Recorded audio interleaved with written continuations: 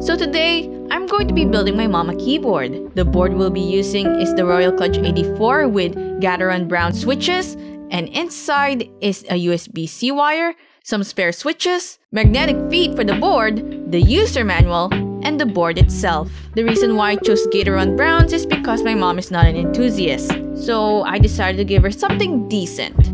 I've heard a lot of good things with this board. Like my cousin owns one and she said it's really good. For reference, here is how the board sounds like without any modification or changes. The goal of this build is to create a teacher-inspired keyboard.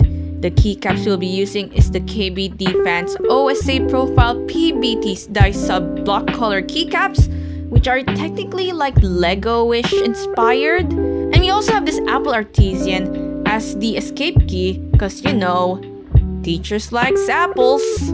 So here's the thing, since my mom really doesn't require much when it comes to keyboards, I guess the easiest thing we can do is just replace the keycaps and just call it a day. But no, I want to do something more than that. I want to full mod my mom's keyboard because at least she deserves a decent typing experience, you know, even if she really doesn't care about this. I would like to just point out that you have to be really careful if you choose to do this because you might be interfering with the battery or with some electronic parts. The foam that I'll be using came from the keycaps and it's really good considering how thin it is, so it's easy to put in the keyboard case and it removes some of the hollowness when it comes to your keyboard pressing. I would also consider tape modding this, but at the moment I don't own any painter's tape.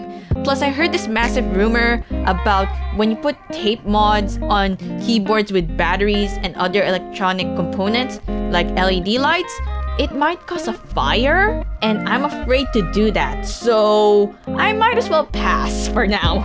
And after that, the rest is just pretty much straightforward. I lube my stabs with Krytox and I put back the switches. They were unlubed, but if you want to lube them, go ahead. I just chose not to do it because it's fine on its own. Put on the keycaps and I'm pretty much done.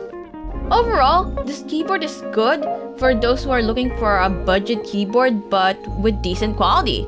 The RGB is good as well, the software is alright, but I don't think my mom will be using it considering that all she just wants is a working keyboard. If I could think of a flaw with this keyboard, according to my cousin, you can only use the provided cable that the kit gives you. You cannot use any other USB-C cable. But the wire is decent, so if you want to use the wire that they give you, go ahead.